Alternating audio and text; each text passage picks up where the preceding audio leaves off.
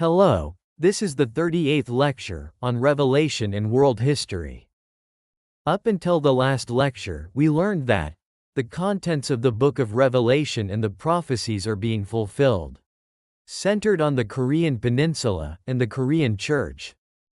However, the book of prophecy also describes the geographical features of this place where the prophecy is fulfilled.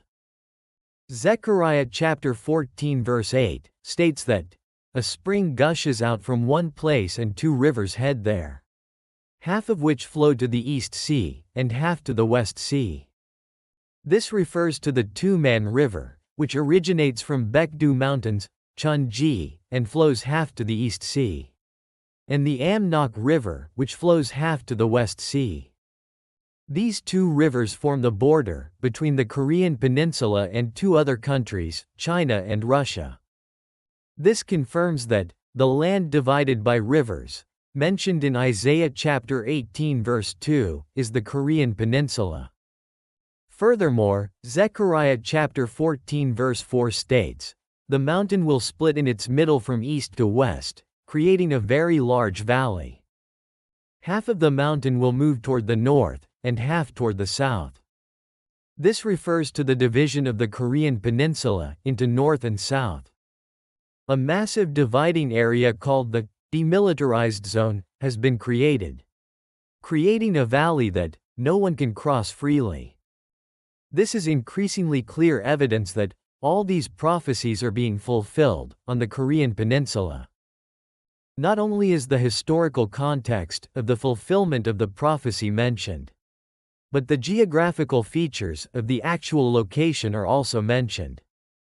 In the last lecture, we examined how the Day of Refuge, described in Matthew chapter 24, occurred during the Korean War. On Sunday, June 25, 1950, the Sabbath, the war began with the North Korean invasion of the South, marking the first Day of Refuge. Then, on January 4, 1951, another Day of Refuge occurred in the middle of winter, with the entry of the Chinese army. This was known as the January 4th Retreat. The Sabbath and the winter evacuation were all accomplished.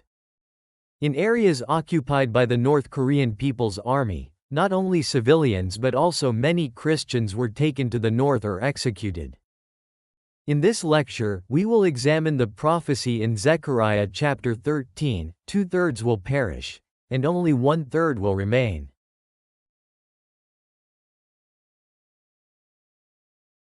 Revelation and World History, chapter 5, section 5. 2/3 will be destroyed, and only 1/3 will remain. Thus says the Lord Almighty, "Awake, O sword, against my shepherd, and against the man who is my fellow. If you strike the shepherd, the sheep will be scattered. Thus says the Lord, in all the land, 2/3 will be destroyed, and only 1/3 will be left there.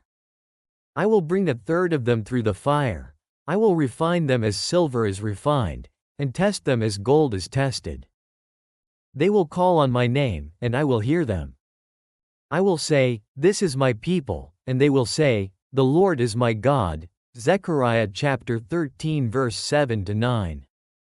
During the Japanese colonial period, Christianity flourished more in South and North Pyongan provinces and Hwanghae province than in any other region of Korea. From the beginning, the northwestern region of the Korean Peninsula was designated as a missionary territory by the American Northern Presbyterian Church, based on a missionary territory agreement with a foreign missionary. Because of this, it can be said that a significant number of North Korean churches belonged to the Presbyterian Church. Under pressure from the Japanese, even the Presbyterian Church, the last bastion of Korean resistance, surrendered in 1938 by voting to worship at Shinto shrines. While the intensification of Japanese oppression led to a slight decline in Christian membership, statistics from the time indicate that approximately 75% of the over 600,000 Christians were from the northwestern region. We referred to History of the North Korean Church After Liberation, compiled by Kim Hung-soo. Before liberation from Japanese colonial rule, approximately 2/3 of Korean church members were concentrated in North Korea. As a result, the Pyongyang and Suncheon regions earned the nickname, Jerusalem of the East. However, after Kim Il-sung's regime came to power, the church was decimated, with not a single one officially displaying a church sign. A third of them will be thrown into the fire and refined, Zechariah chapter 13 verse 8. During the Japanese colonial period, churches in South Korea accounted for only 1/3 of the entire Korean peninsula.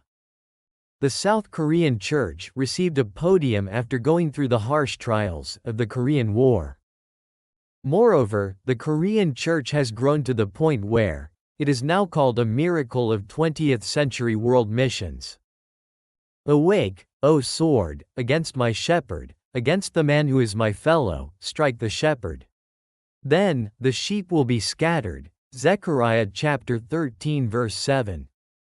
The day of flight, in Matthew chapter 24, discussed in the last lecture, refers to the mass exodus of North Korean pastors south to escape persecution. Pastor Han Kyung-jik, winner of the Templeton Prize, often called the Nobel Prize of the religious world, was one of the leaders of the North Korean church, who defected to South Korea during this time.